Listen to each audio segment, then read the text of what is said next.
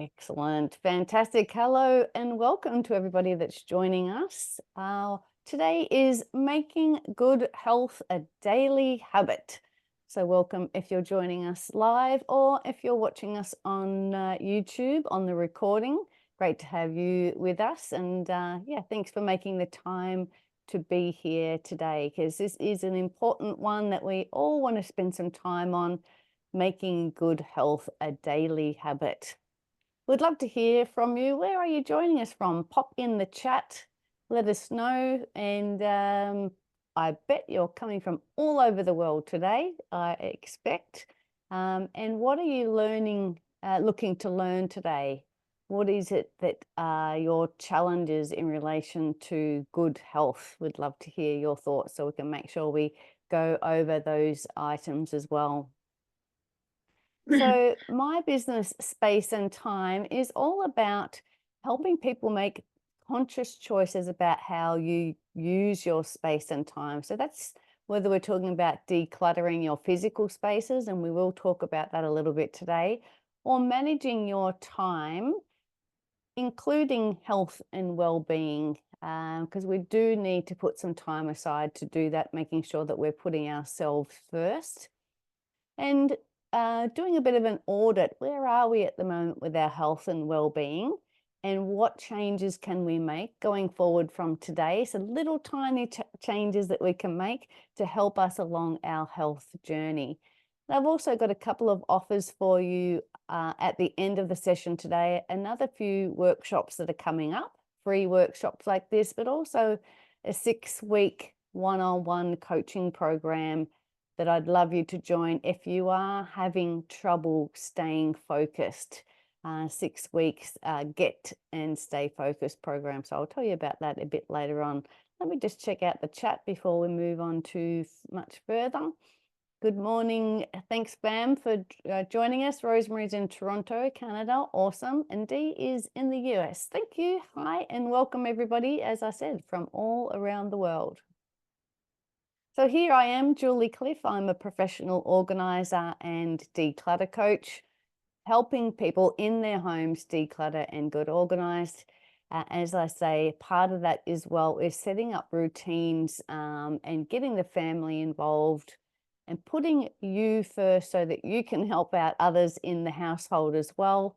And I do have a group of people here in Melbourne that help me with the work, and also a team member in Geelong. So we love to share our knowledge on looking after ourselves, whether that's through physically decluttering or managing our time and putting those important things first.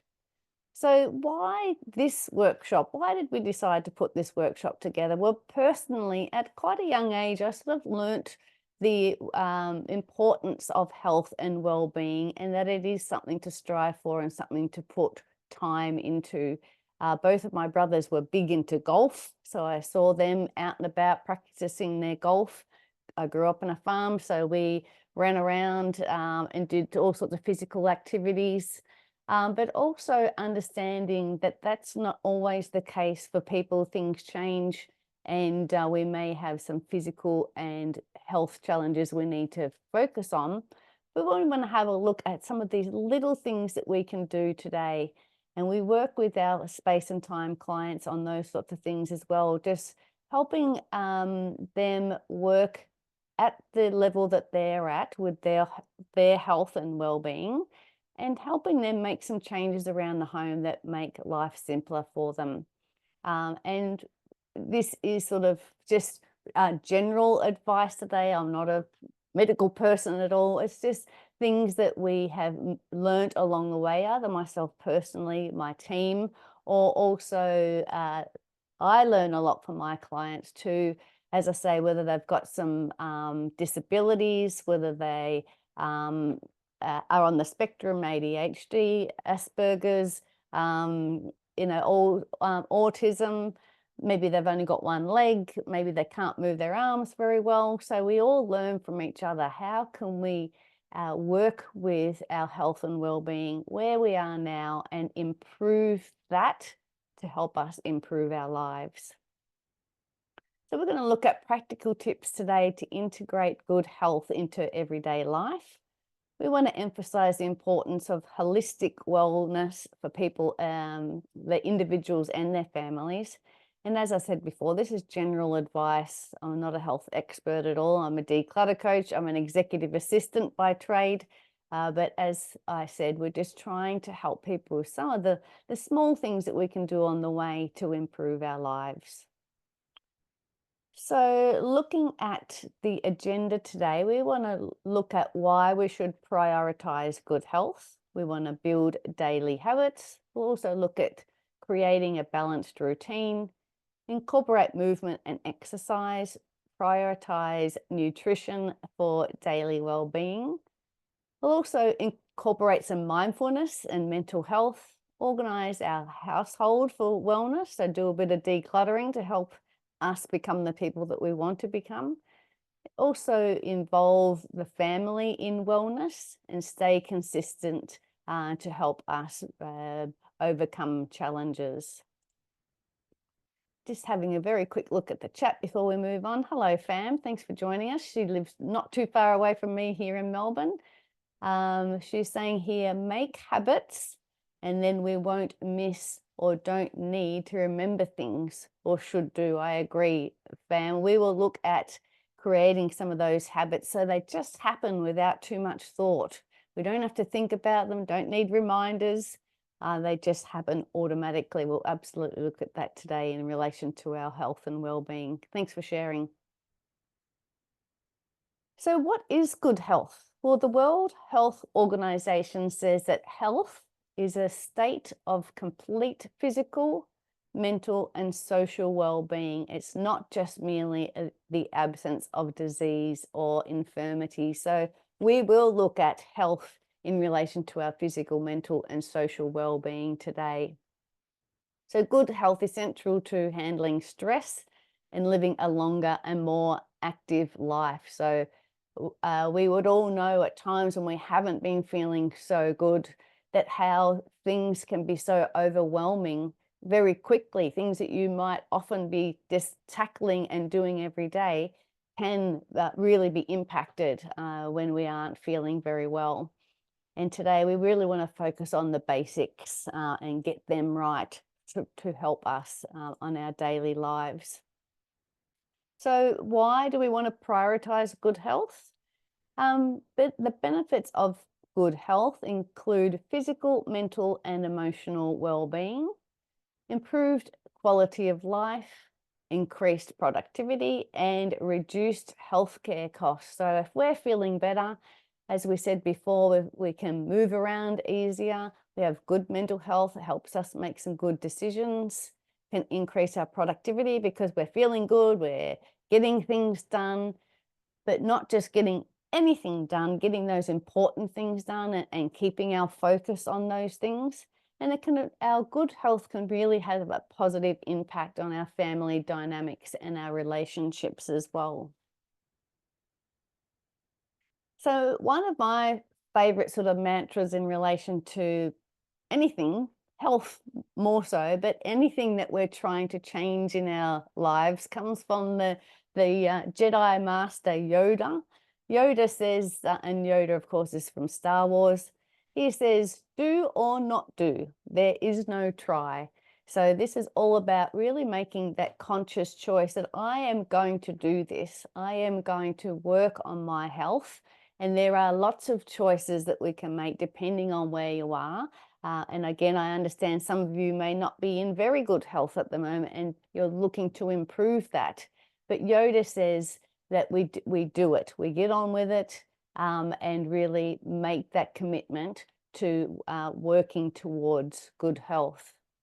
And going along with that, those small, consistent actions are what's powerful. So I'm not saying we're all going to go and run a marathon next week because that's just impossible. I run, I hate it, but I continue to do it. But we're looking at little things that we can do every day to improve our lives. So we're looking at the daily habits as well and sort of Yoda's idea of health-focused habits and just getting them done. some little things like morning stretches so that we can move around more freely and easily with less pain within the ranges that you can move and do some sort of movement activities. Of course, improving your hydration, so making sure you're getting enough water into your system. And there's lots of ways to do that. Looking at balanced meals and regular walks, or the type of movement that works for you, whether it's low impact, it might be aqua aerobics and those sorts of things. So we're looking at small, consistent actions. So when I mentioned before how I realized that this sorts of thing was very important when I was quite young, probably when I left home when I was 17, so 30 years ago, 33 years ago, looking at morning exercise is what I've pretty well done over the last 30 odd years. Started off with some bike riding when I first left home, and walking. Then when I was at uni, it was more sort of walking around the campus and those sorts of things. But, some good brisk walking. More recently, or the last 10 years, I have been doing some running. As I said, I hate it, but I do it just to get it done. And that's not sprinting or anything. It's just jogging, just getting up a good pace, getting the heart rate up. But I also do like to do some aerobics in the mornings. I find a couple of people I follow on YouTube, and I just do that little routine in the morning and then go for a walk. So these small, consistent actions over a long period of time really make a big difference to our health and well-being. So we'd love for you to be able to find some sort of movement, and we'll talk about that some more in a moment, to get you moving whatever time of the day it works for you. It's early in the morning for me. So building on our healthy habits, I'd like to just explain a little bit how we do form our habits, with the idea of a cue, a routine, and a reward. And I learnt about this. I think I sort of had a basic understanding of it, but more recently, in the last 5 years or so, I read this book by Charles Duhigg called The Power of Habit. And Charles explains the habit loop of having a cue, which is a little clock on the left-hand side, a cue, a routine, and a reward. And we want to make sure that all of those things are going hand in hand. When this really stood out to me is when I first read it, is that at the time I was drinking alcohol, a few beers on the weekend over a few different nights, and I felt like it really wasn't the right thing for me. But I was always thinking, you need to wind down in the evening or on the weekends by having alcohol. So it would come around to that time, maybe 5 o'clock on a Friday afternoon.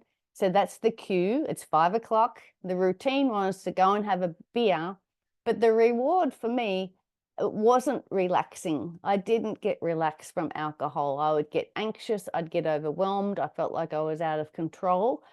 So that sort of loop for me was not working. So I've learnt that cue now that we're going to knock off at 5 o'clock on Friday night. Now I'll go and read a book, I'll listen to some music, or maybe go and start the dinner. And the reward for me now is to relax and unwind. And I really wasn't getting that with alcohol. So I haven't had any alcohol for the last 4.5 years because I decided it wasn't the right thing for me. So this is trying to understand how our habits form. This with another example of that, particularly if we're talking about healthy habits and food as a part of that, and snacks and different routines. So if we're looking at a cue, that it's 3 o'clock in the afternoon and you're feeling a bit lethargic, or you're, maybe a bit peckish.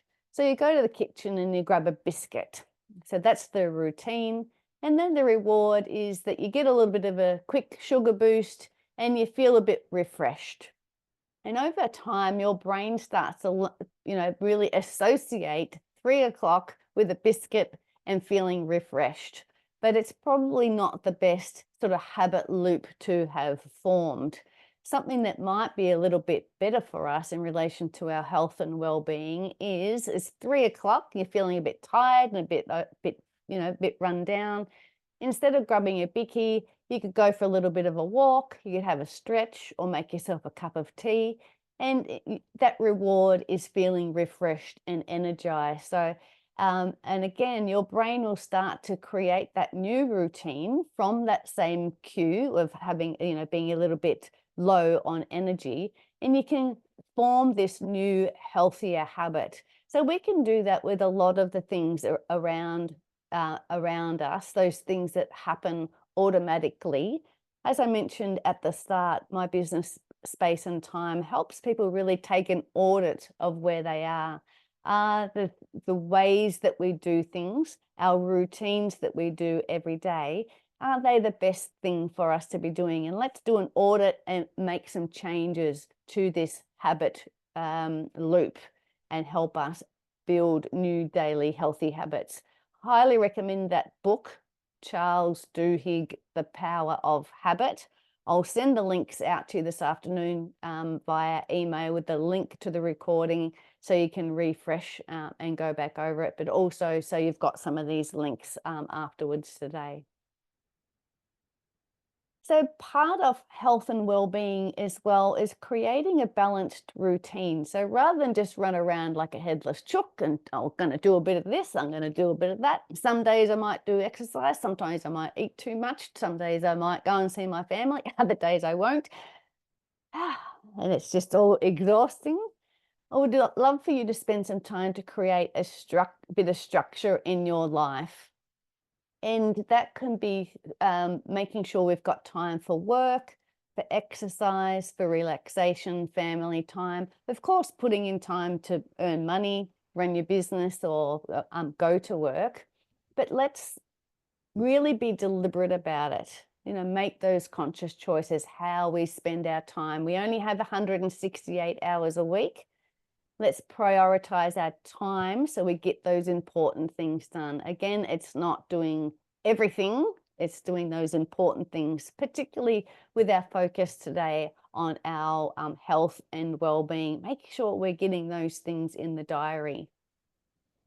Here's a little example, very basic example here of a nice balanced morning routine. So getting up at 7, doing a bit of exercise, making sure you're having some water, having some breakfast and starting your work day. So you can swap this around as much as you want, get up earlier, get up later, have your breakfast earlier, later, but make it consistent. Our bodies strive on having consistency.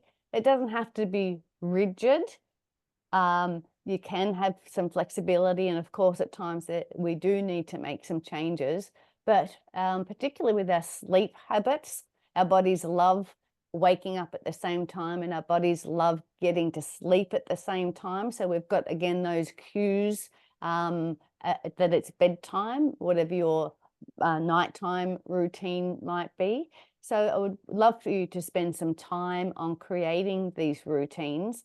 And as I said, I will send this weekly planner out to you this afternoon so that you have it and can create your own balanced routine. So, popping in time to get up, putting in a bedtime, getting all the work done during the day, anything that you need. And then once you've sort of got it spread out over the week, you go, oh, gee, Tuesday's looking a bit busy. I think that's going to be too much. I think I'll move something to Wednesday. So this weekly routine planner is a great way for you to be able to manage your energy. And as I keep saying, get those important things done. Get some exercise in the diary. Get our meal planning in the diary, which I'm about to speak to shortly. And this is a great way to just get it done on a piece of paper. And then you might plug it into your paper diary so you keep on track, or put it in your Google Calendar or whatever online calendar that you have, and perhaps use some reminders along the way so that we keep focused and get those things done. And as I said before, I'd really love you to incorporate some movement and exercise into your weekly routine and schedule it. Like I said, if it's not in the diary, I believe it's not going to happen. So literally put it in. It might be going to an aqua class, it might be going for a jog, it might be doing Zumba, it might be going for a walk. You know, have some regular activities that you either do with friends, or I like to do my exercise by myself. I don't, and I go very early in the morning because I don't want to be hassled by people. I don't want to have to stop for traffic. I just want to get my exercise done.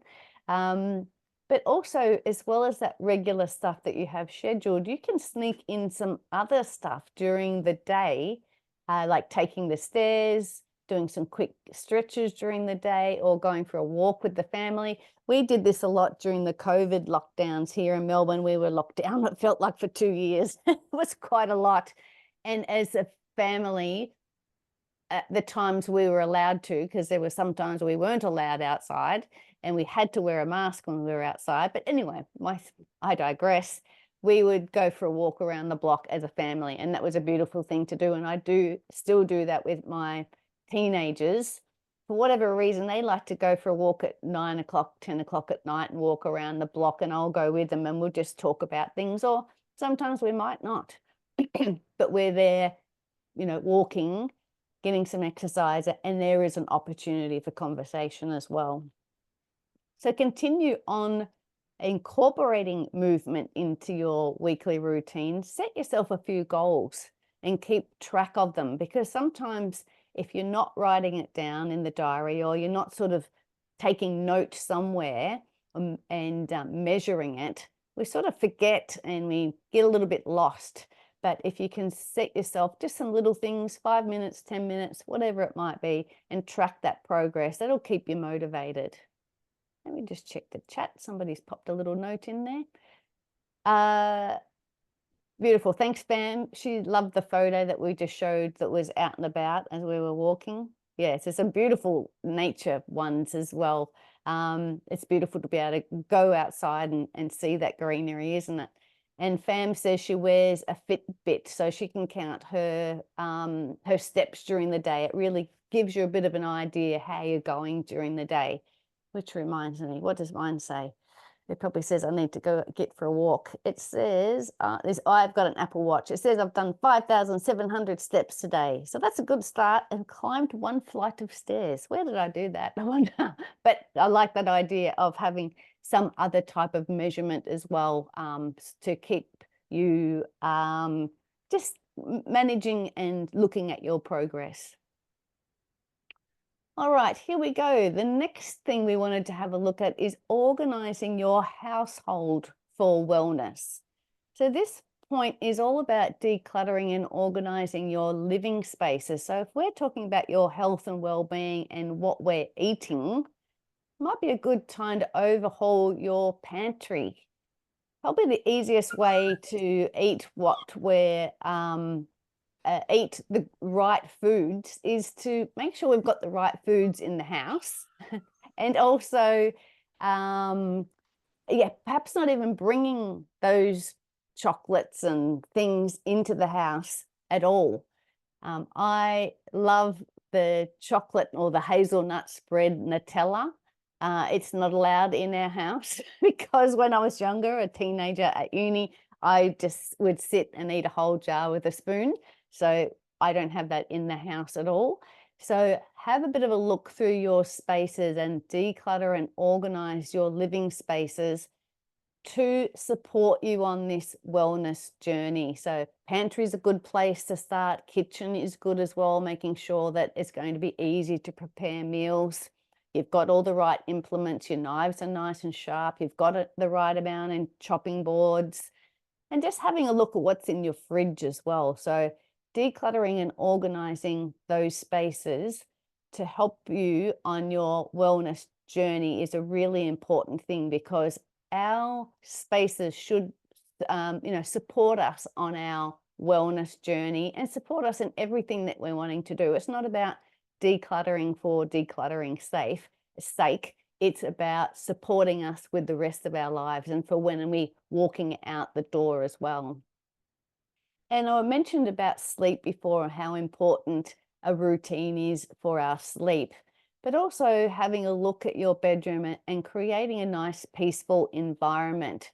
If we've got piles of clothes everywhere and we're we're getting stressed and overwhelmed when we walk into that room, it doesn't sound like it's going to be a very nice place to be sleeping. So I highly recommend having, spending some time on your bedroom and in improving that to help your health and wellness. You can also look at incorporating some greenery inside and natural light. It's, of course, beneficial for our health and well-being to have some of those natural ingredients around us.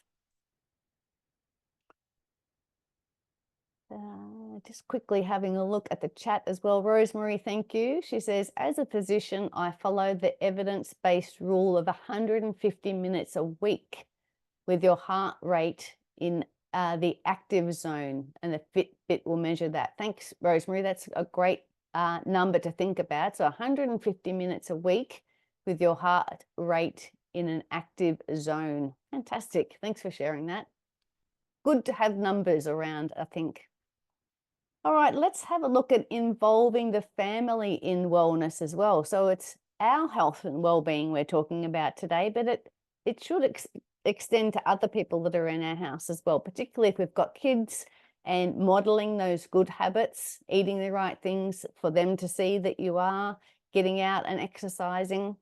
And we can also create collective health goals. So having conversations around these sorts of things. My two teenagers they love to go to the gym, so they're into, trying to watch what they eat. They like to make special drinks afterwards with the right products for them to grow their muscles and all those sorts of things. So it is a collective thing you can do with the family. And also plan group activities. So cooking together, weekend outings, whether it's going for a bushwalk or family workouts. So get everybody on board, because if we've got more people around us that are like-minded, might not be your immediate family, it might be your neighbor, it might be a sister, your brother, somebody. Try and do some of those group activities to keep you motivated. And encourage open conversations about health. As I said, my boys and I are often talking about that, whether we're talking about portion sizes or the amount of energy that's in different foods, the sort of combination of foods and the amount of fruits and vegetables we should be eating, those sorts of things. So it's great to be having them on board and perhaps learning some of the new things that they learn at school or from their friends as well, because things change over time as well. The science changes, the research changes. Once upon a time it was don't eat fat or don't eat carbs, or those sorts of things can change over time. Hello, Maria. Thanks for your message. She says, having decluttered and downsized, yes, she absolutely has done that. I'm happy to say much of this has fallen into place thanks to your kickstart and inspiration. You're welcome, Maria. So glad to hear that that's working for you, and that you've got a lot of this in place, and it's my pleasure to be a part of that journey. Build a supportive environment. So surround yourself with like-minded individuals. I was with a client yesterday, and her sister came around, and basically as soon as she walked in the house, she's basically said, like, oh, this place is looking very cluttered, and oh, can't you get rid of that stuff over there? I thought, oh, that's what I'm there for. That's what we're working on. It is a work in progress, but it's really interesting how people think that they can comment on what you surround yourself with and how you're doing things. And I do appreciate that, yes, that's what families members do, but I think we probably need to give people a little bit more grace, and also surround yourself with like-minded people. If you've got bullies around you saying you should do this and you should do that, I'd be moving towards the people that are a little bit more supportive and helping and understanding, rather than those bullies. So interesting.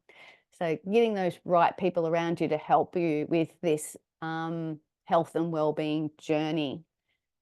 Also communicate health goals with family members. So you might be letting them know, no, I'm not having any sugary drinks between Monday or Friday, or I'm not going to have any chocolate between Monday or Friday. Let others know that are around you, not so they can tell you off when you're not doing the right thing, but it might be as easy as they don't even offer you a chocolate or a fizzy drink during the day, and that's just one less decision that you need to make.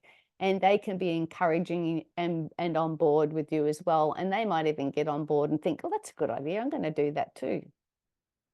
And offer and seek encouragement within the household. As I said, encouraging others, friends and family. Again, it doesn't need to be in your household. If you see somebody doing a good thing or working towards their goals and they're doing a really good job, give them a pat on the back. And don't forget to give yourself one as well, and tell yourself what a good job you are doing when you are sticking to some of these things. And doing what you can to move towards your goals. So stay consistent and overcome challenges. The reason I've put this is in, and it goes well with that last point that I was saying about patting yourself on the back. Expect setbacks and obstacles. To be honest, the last couple of days, all I have been doing is eating. I know I've been eating the wrong things. I've been eating way too many carbohydrates that I don't normally eat. I've been eating chocolate things. For whatever reason, that's what my body has felt like it needs, but I haven't really told myself off about it.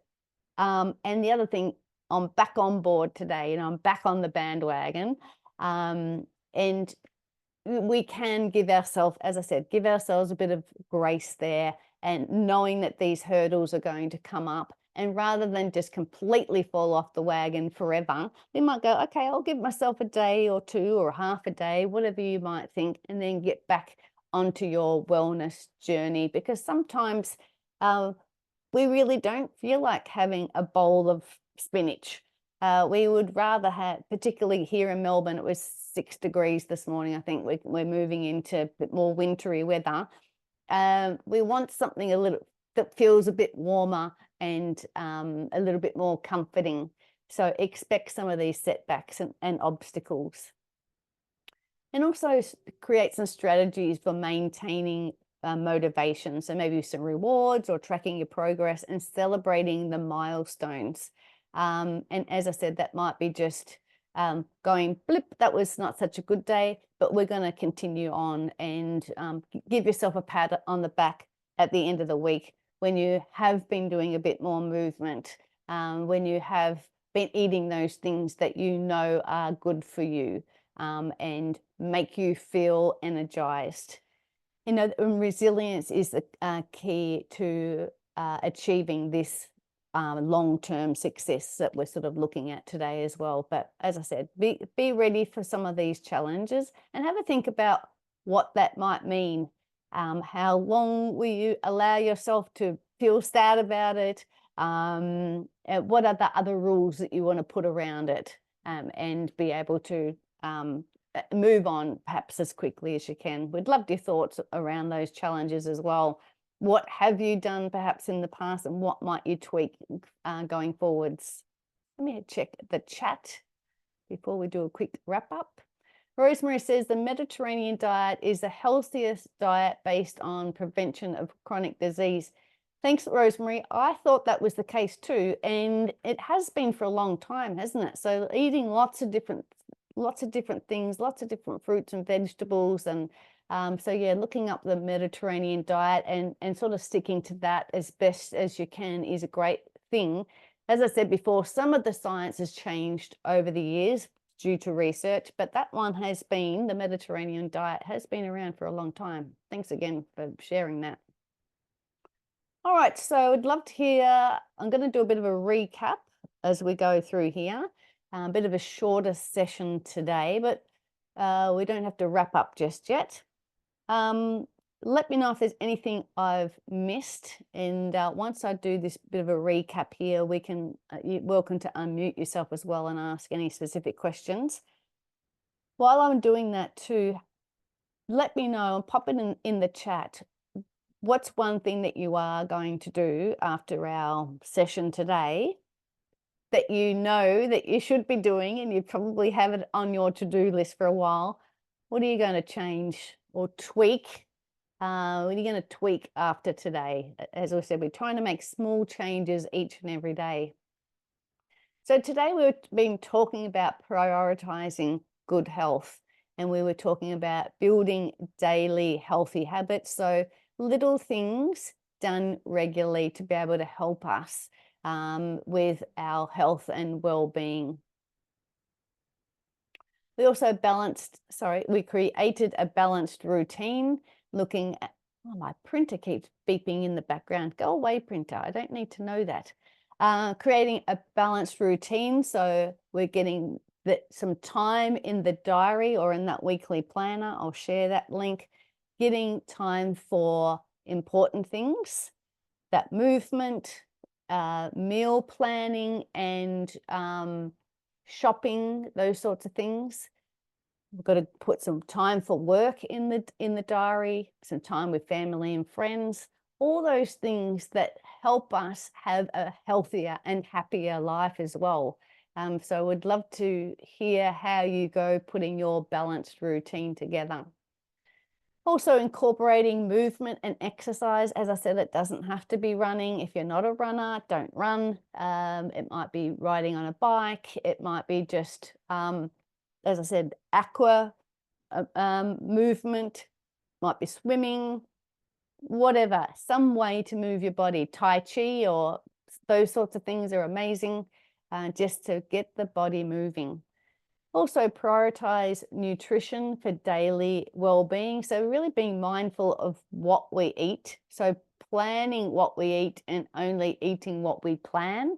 Looking at that Mediterranean diet and getting meal plans around those so that we're putting the right things in our body to prevent disease but also give you the energy and the nutrition that we need.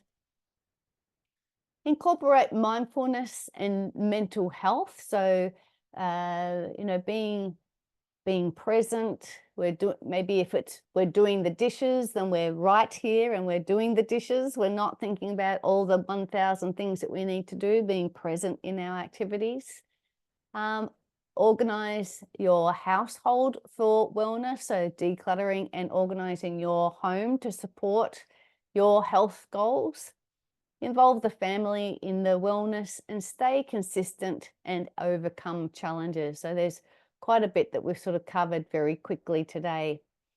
So these are a couple of workshops that are coming up over the next couple of months. This is an in-person workshop just around the corner from me here in Camberwell. It's useless to you guys that are joining us from around the world, but I'm just sharing it with the locals. This is decluttering without guilt, letting go the right way. So it's an in-person workshop, just not too far away from me. We'll send those links around later if you would like to come along to that, the in-person event. The next online workshop we're going to do is on the 22nd of May, so in 2 weeks. Collection or clutter, and what to do when you realize it is clutter. So if you're not quite sure, have you got a collection at home or have you got clutter? Come along and learn about the differences and how you might go about looking after your collection or dealing with your clutter. So that's our next free session, same time same time as the session today. And yeah, we'll send you the links to register for that one. And just for coming along today, would love to have a chat to you on Zoom, just a free 15-minute chat if you would like some help with anything that we spoke about today or any of our other decluttering sessions. And also I'd love to invite you along to a one-on-one program, which is Get and Stay Focused 6-week program. It's all done on Zoom.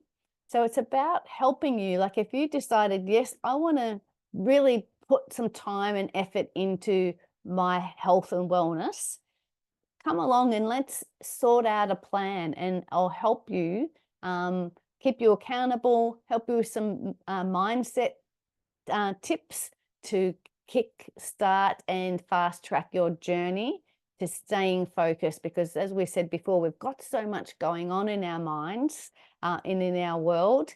We want to really be focused on what we're trying to achieve, and whether it is your health and well-being or decluttering, we can do this on Zoom no matter where you are. And that program, 6 weeks for $660. So I would love for some of you to take up that program. So let me unshare, and I'm going to have a look at the chat, and then feel free to unmute yourself as well if there's any other questions that you have. Let me look at the chat. Dee says, action on the weekends. I will plan my meals out for the following week. I previously did it consistently, but family crisis and travel threw me off for a bit. Good on you, Dee. Get back into it. It's so great to have that relief of knowing what we're going to eat, when we're going to eat it, and that you've got the food for it. So good luck with that. Rosemary said, I find that joining exercise sessions with groups is easier to follow than to try and motivate myself to exercise on my own. That's awesome. And Jade says she likes that too, Rosemary. Yeah, it's great to know that, yeah, somebody's expecting me. I'm signed up for this class. The person that's running it is expecting you, and you might have some friends that are in that class as well. So absolutely, if that's going to help you, get out there and do it. Well done, Rosemary. Get out there and do it. Dee says, question, any ideas for rewarding myself for sticking to my health habits? I'm not always good at rewarding myself since I've been the type to move on to the next thing. I love that question. And it might be just a matter of doing a little dance in the lounge room, patting yourself on the back, having a dance, as I said, putting on your favorite playlist, sitting down with a cuppa. A lot of these sort of mindfulness activities are an excellent reward, I think. Or it might be just sitting down for 2 or 3 minutes and just really being mindful, being grateful, congratulating yourself on getting that thing done, being proud of yourself, and, you know, just a quick catch up before you move on to that thing. I'd love to hear if anybody else has got some suggestions for Dee on rewarding herself to sticking to her habits. And I think too, we can recognize in our bodies how we feel when we stick to the things that we say we want to do, and recognizing that as a reward, and going, yes, that's, you know, being really joyful and happy that you have done that. And that can be a really good thing to do, just to, yeah, really be mindful of it, I think. And Rosemary's got her hand up. Rosemary, did you want to? Oh, yeah. So I read a funny article yesterday about how as people get older, they're more likely to talk to themselves. And I have to admit, I'll say, good for you, Rose. You know, I get to do something that I know I didn't want to do. And the other thing is those things that give you joy. I do sit down. I'll sit down and I'll stitch for 20 minutes. You know, after I've done something I didn't really want to do. So you have to. Somebody's got to pat you on the back. So it's got to be you. Yeah, that's beautiful. Yeah, sit down and do a bit of handcrafts or read a book for a bit. Yeah, it's so much more rewarding than picking up the bloody phone and scrolling on Facebook, isn't it? Oh, yeah, absolutely. I have one other thing I'd like to suggest. Please. In the last month, in the medical literature, they have listed the 17 risk factors for getting dementia. I'd be happy to put a readable link in the chat. Yeah, I think people need to know, like, we've really changed as well about how much alcohol is safe. That's really dramatically declined, and the damage it can do to your brain. Yeah. So I'll put a link that people can go in, and it's a readable one. It's not a medical literature one. Yeah. But I think it's really important that people be aware of the things they can control. Absolutely. That's all that we've been talking about today, isn't it? Yeah, great. Thanks. Yeah. I really appreciate your input. Thanks, Rosemary. Just popping back to the chat, Fam says, I've been going to sleep around midnight and up around 9:30, but I should move my sleep time earlier, consistently do things before the grandkids come around at 10. Yeah, it sounds like you're getting some great sleep. That's awesome. But yeah, if you're feeling like, you've only just stumbled out of bed and the kids are already on your doorstep, perhaps you can, tweak it a little bit. Maybe it's 11 o'clock and then getting up at 8 or something like that. Yeah, have a bit of a tweak with that, and finding that sweet spot so that you've got a little bit of time to come up for air before the grandkids pop around. Yeah, have a tweak. Let me know how you go, Pam. Sounds good. Dee says she's also a runner. Dee, do you love it as much as me? I don't know why I do it sometimes, but anyway, it gets it done, and I like it when it's done is the main thing.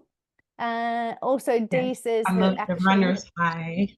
You do love that runner's high, yeah. I love the runner's high. It's not always the easiest to get there, but yes, it is fulfilling once it's done, always, whether I like the run itself or not. Good on you. Yeah, good. Thanks for sharing.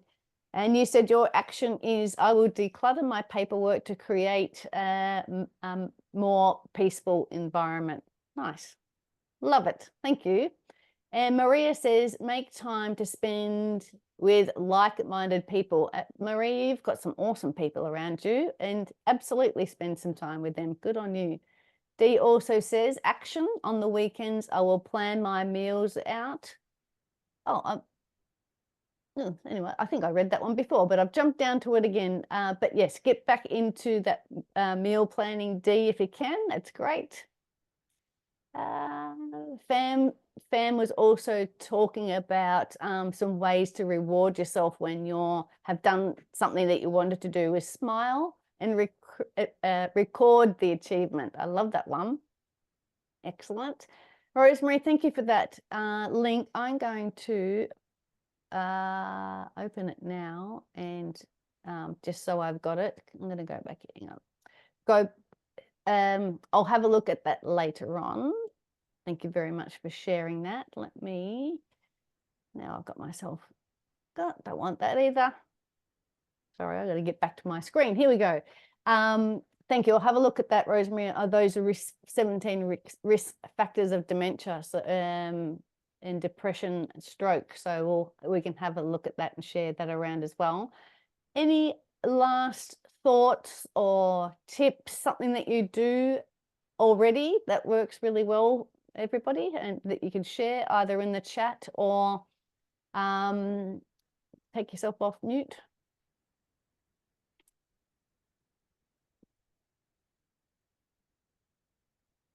No? Okay, well, yes, Dee. Oh, I was just gonna say, I do try to get up at the same time I don't try, I do get up, as Yoda said. I get up every morning at the same time, and I go to the gym, and I run every other day just to make sure I'm taking care of my joints. But usually just keeping to that schedule has been very fulfilling. And even though I have to get better at planning my meals, I do at least meal prep once per week and cook most of my meals for the whole week. Awesome. And that seems to help me as well. Yeah, you've got the right things to eat when you're hungry. They're there, ready to go. Yeah, excellent. All right, well, thanks, everybody. Look forward to seeing you in a couple of weeks for the collection or clutter workshop. And let me know if you have been having a bit of trouble getting some of these important projects done and you'd like some accountability and do that get and stay focused workshop with me. It's not a workshop, it's a program, I suppose. You and me on Zoom and just, some regular activities times to check in and achieve your goals, so that you could drop me a note. As I said, I will send a summary of all of this this afternoon on an email with all the links and everything we've discussed today. But thanks so much for joining us, and look forward to seeing you again soon. Thank you.